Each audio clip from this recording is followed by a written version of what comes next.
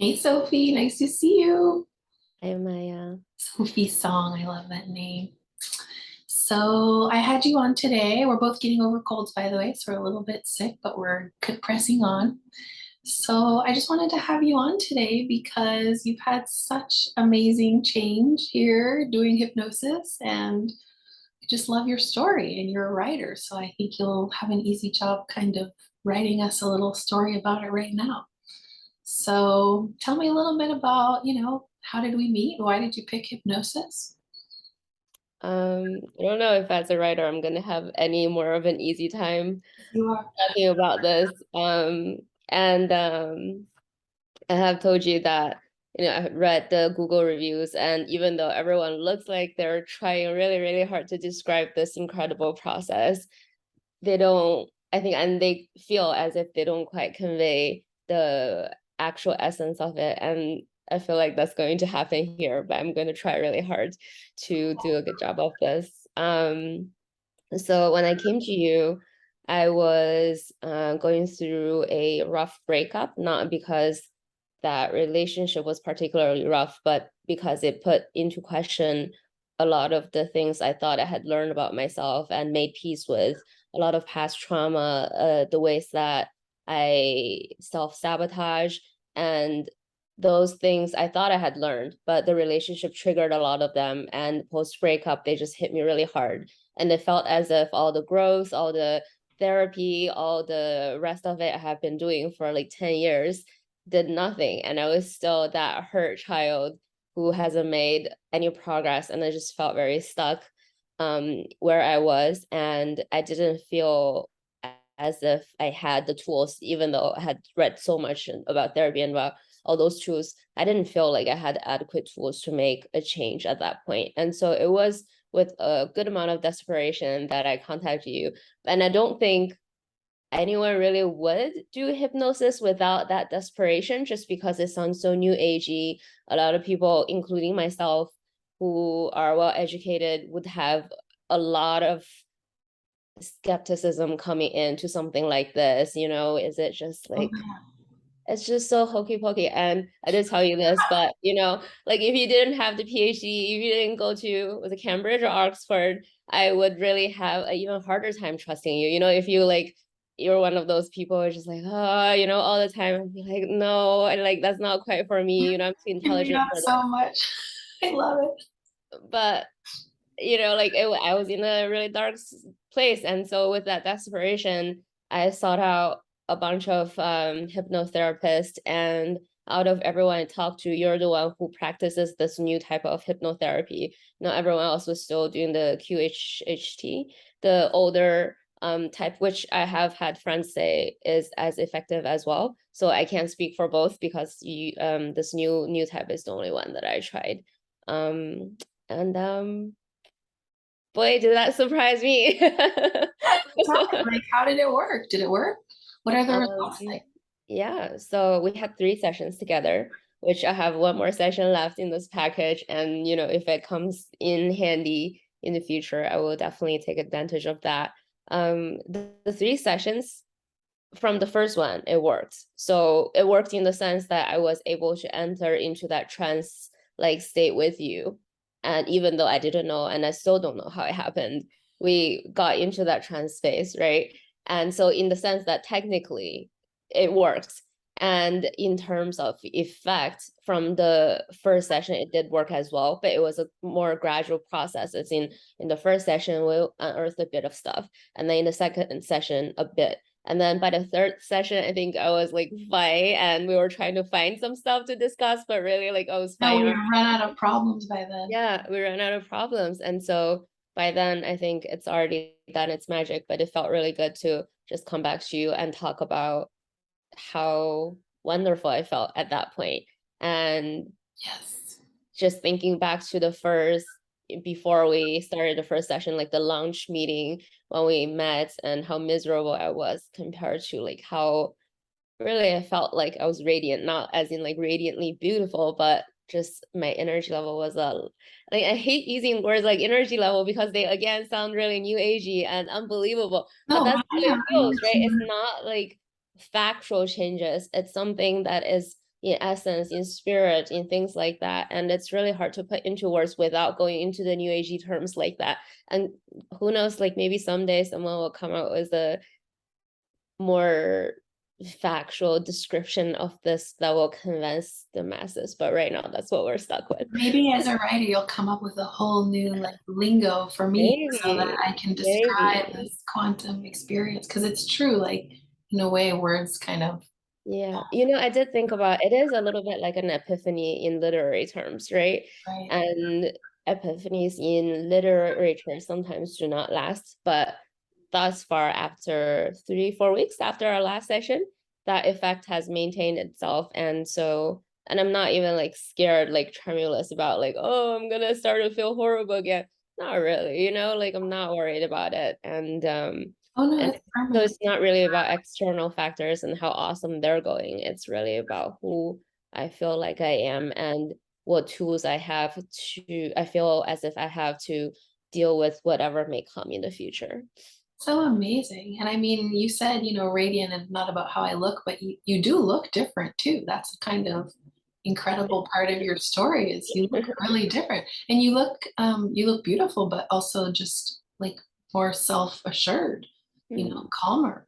So calmer is a really good word, and it's so hard to come by for a neurotic, a lifelong neurotic. That's literally like, I do not need happiness. I do not need joy. I just need calmness. I think I can sleep well every night. That is all I ask for. do you have that now? Mm-hmm. So cool.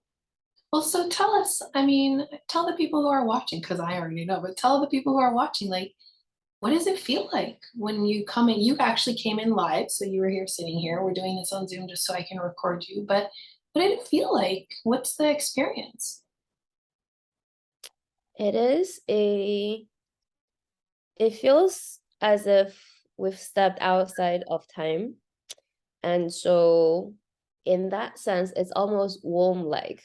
Like this is a warm, I mean, I don't know how it feels in the womb, but it's a safe, warm place that exists outside of time, as in like a fetus hasn't been given birth to yet. And that's how I felt in that space. And I think in the first 2 sessions, tears did come up, but it came up in a very different way compared to traditional therapy. It didn't come with sadness, it came with relief and the dawning of a new understanding of myself. And it is like I was remembering parts of myself I had lost, not in the way of like suppressed trauma again in traditional therapy. It's a part of my identity that had been lost. And I recovered that. And then literally, like, I didn't remember that I used to sort of be like a little diva, like when I was a kid, right? Yeah. And and like really that's what came back to me in the first session, and that has stayed with me, that lost part of myself. And so in this way, again, this is not a reversible process, right? Like the progress you make is not going to reverse itself because you've recovered a part of yourself, and that's here to stay. And that's so cool. The subconscious just contains all the healing that we need. It's Yeah, right there. Yep. yeah. I love how you described it. No one's described it that way to me yet. So I really appreciate that. What about how does it start? Like, how do we get into it? Is it scary? Is it pleasant? What is the It's not experience? scary. It still looks like traditional therapy, so I have not figured out how this like voodoo magic How do we is get worked into out, right? But you just enter into it, and you don't realize you're entering into it, especially that first time. But I was aware when that first time I came out of it, and I didn't come out of it when I went to the bathroom in the middle of the session. I came out of it when like that conversation ended and we started talking about everyday stuff. That's when the session ended, and then I realized there was a switch. And from that point on, I was aware of being in that entirely different space that I hadn't been in before. And I guess that's my subconscious that we were in. Isn't that um cool? I yeah, know. I still just, I don't know, I can't tell you how I go into it, but you would know better about that. But each time we did go into it, even that last time when there weren't a lot of problems to talk about, it was still in that space in which we discussed my progress and where I was at that point. I So love your description. It's great. And I love how you pointed out too that you did go, I remember you went to the bathroom, but people think, oh, hypnosis is like fragile, like you have to be in a quiet, room at the top of a mountain or so, a quiet mountain or whatever. But it's very durable. Like it's a really strong experience. And so Yeah, remember, it's like the true. first session, there was that annoying fly that was just not leaving the room. But even that didn't bother us, right? Like that fly was there, but we are still I able forgot to move about like that. trans. That's great. I love that. That's so good. That's good. Yeah, so it didn't bother you, didn't interrupt your process. What else do you want to say? Do you have anything else you want to share about it? Mm, What do I you want to say to anybody who isn't too sure? I think there it is a little bit like um a religious experience, as in you can find out all the facts about it, all the like research, all the science behind it and all that. And Maya will show you that little chart with the like subconscious and the blah blah, and then she'll draw arrows and whatever, right? Like all that is really helpful to know. But it's like, and I'm not religious, so but one time I did talk to my Christian friend about her belief, and she's like, you can find out all about it, you can know all the history, all the culture and all that, and you can talk to all the people, like the most devout people in the world, but in the end there is a tiny bit of leap that you have to make yourself, and that is what faith is. And I think those of us who come to Maya, I don't know if you will be in that like desperate mindset I was in, but that gave me the push to be like, I need to take this tiny little bit piece, a little bit of a leap to see if it works out. And I'm fortunate enough that I can pay for this, and I think that helped as well. But you can really listen to all the testimonies you want and read everything on Google reviews, but in the end, it's sort of if you think this is something that will help you, and whether that final push comes from desperation or motivated by change or just wanting something more in life, I really don't know, but there is that tiny little bit of a leap that no one can help you make, and it's up for you to decide. um and I hope that you won't regret your decision, and I can't say for sure that you won't, and I don't think Maya can promise that you won't either, but it is an experience that isn't like anything else that I have experienced, and it is quick.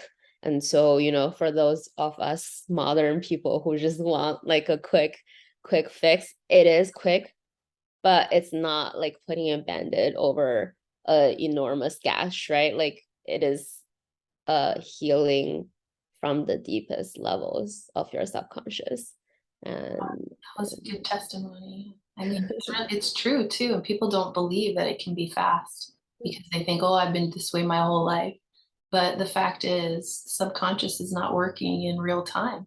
So it's, in quantum terms. So it really doesn't matter. Hey, and I've been thinking too, as you've been talking, like you keep using that word desperation. And I do think people come because they're in depression or in anxiety or, addiction, and they have reached a point of desperation. But I really want you and everyone else to realize too that that's the portal, like that's the entry point. And so, although it's painful and although it's like very annoying, in a way, it's like if you have the wherewithal to listen to that part of yourself, that so-called desperation is really like the best key. It's like a magical entry point. And I mean, that's how I myself got into it, just from a point of, what else is there? There's got to be something more than this. And then finding, oh, there actually is. So I just want you to always like have gratitude towards that part of yourself and to that pain, so-called, suffering, because without it, maybe you'd still feel anxious. Maybe you'd still not be getting enough sleep, So like this is a cool thing to do with it. Do you remember realizing anything in particular? mm,